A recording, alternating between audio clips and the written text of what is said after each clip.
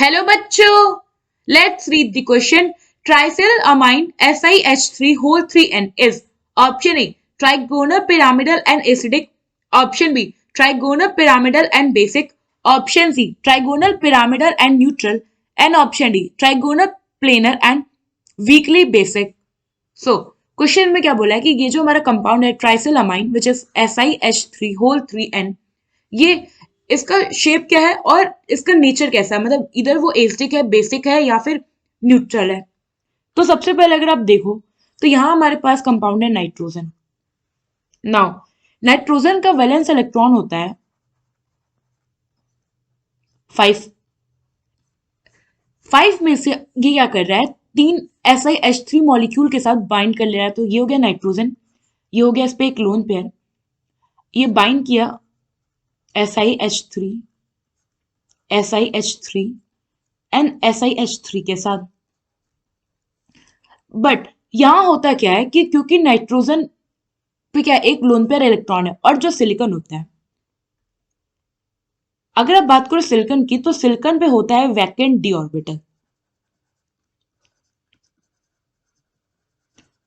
सो vacant D orbital होने की वजह से ये जो नाइट्रोजन का लोन पेयर है वो सिलिकॉन के वैकेंट डी ऑर्बिटल में चला जाता है। अब सिलिकॉन के वैकेंट डी ऑर्बिटल में जैसे जाएगा तो अब नाइट्रोजन पे कोई लोन पेयर नहीं बचा, केवल बॉन्ड बचा। तो इसका जब आप स्ट्रक्चर देखोगे तो ये कुछ ऐसा हो जाएगा। ये हो गया हमारा नाइट्रोजन, ये हो गया हमारा SiH3, ये हो गया हमारा SiH3, ये हो गया हमारा SiH3। एंड ये जो मैकेनिज्म हुआ अभी कि electron pair vacant D orbital में चला गया, इसे हम बोलते हैं बैक बॉन्डिंग। बैक बॉन्डिंग में क्या होता है, जो बॉन्ड एंगल होता है वो इंक्रीज हो जाता है क्योंकि जो कंपाउंड है वो मोर स्टेबल फॉर्म में चला जाता है।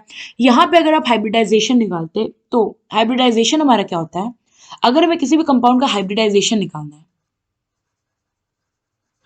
तो हम क्या करते हैं, हम उस कंपाउंड के सेंट्रल एटम का स्टेरिक नंबर निकाल लेते हैं। अब स्टेरिक नंबर कैसे निकलता है, कितने सिग्मा बॉन्ड है प्लस कितना लोन पेयर है। तो अगर आप देखो जब हमारा ये फर्स्ट जो मॉलिक्यूल है, तो यहाँ पे जो नाइट्रोजन था इस पर कितने सिग्मा बॉन्ड है, 1 2 एंड 3। 3 सिग्मा बॉन्ड है और लोन पेयर 1 है, तो इसका स्टेरिक नंबर आ गया 4। स्टेरिक नंबर 4 कहता है कि इसका हाइब्रिडाइजेशन हो गया sp3। इस केस में इसका शेप क्या था, अगर आप देखो तो इसका शेप था पिरामिडल। और अगर आप एंगल की बात करो तो इन जनरल जो हमारा बॉन्ड एंगल होता है sp3 हाइब्रिडाइज मॉलिक्यूल का, अगर उसमें कोई लोन पेयर ना हो तो वो होता है 109 डिग्री एंड 28 मिनट्स। बट क्योंकि उसमें लोन पेयर है तो इस केस में जो इसका बॉन्ड एंगल होगा, कंसिडर ये थीटा, तो ये थीटा जो होगा ये लेस देन होगा 109 degree and 28 minutes. But due to back bonding यहाँ पे क्या हुआ, हमारा बैक बॉन्डिंग हुआ। ये जो हमारा मॉलिक्यूल था ट्राइसेलिल अमाइन, इसने क्या किया, मोर स्टेबल स्टेट अटेन कर लिया। अब अगर आप नाइट्रोजन का ऑक्सीडेशन स्टेट निकालो, सॉरी स्टेरिक नंबर, तो स्टेरिक नंबर क्या हो जाएगा, यहाँ पे इस पे 3 सिग्मा बॉन्ड है और लोन पेयर है 0, तो स्टेरिक नंबर आ गया 3, हाइब्रिडाइजेशन हो गया हमारा sp2। ना अगर किसी मॉलिक्यूल का हाइब्रिडाइजेशन sp2 है तो उसका जो बॉन्ड एंगल होता है वह होता है 120 डिग्री। और अगर आप इसके शेप की बात करो तो ये शेप हो जाएगा हमारा ट्राइगोनल प्लेनर। नाउ ये जो हमारा कंपाउंड है ट्राइगोनल प्लेनर वाला, ये क्या होगा, ज्यादा स्टेबल होगा एज कंपेयर विथ हमारा जो कंपाउंड पिरामिडल शेप में था। सो जो हमारा कंपाउंड फॉर्म होगा, जो हमारा ट्रू स्ट्रक्चर होगा ट्राइसिल अमाइन का, वो है हमारा ये, this is the structure of trisil amine. और अगर हम इसके नेचर की बात करें तो क्योंकि इसने अपना लोन पेयर क्या किया है, वैकेंट डी ऑर्बिटल में शिफ्ट कर दिया है, तो अब लोन पेयर इस पे है नहीं, इसलिए ये क्या होगा, ये वीकली बेसिक नेचर का होगा। सो क्या होगा, as lone pair of nitrogen is involved in back bonding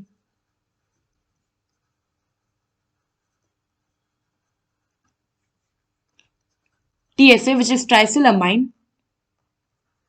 act as a weak base. So यहाँ पे जो हमारा करेक्ट ऑप्शन होगा कि इसका स्ट्रक्चर, इसका नेचर क्या है, तो वो हो जाएगा हमारा ऑप्शन डी।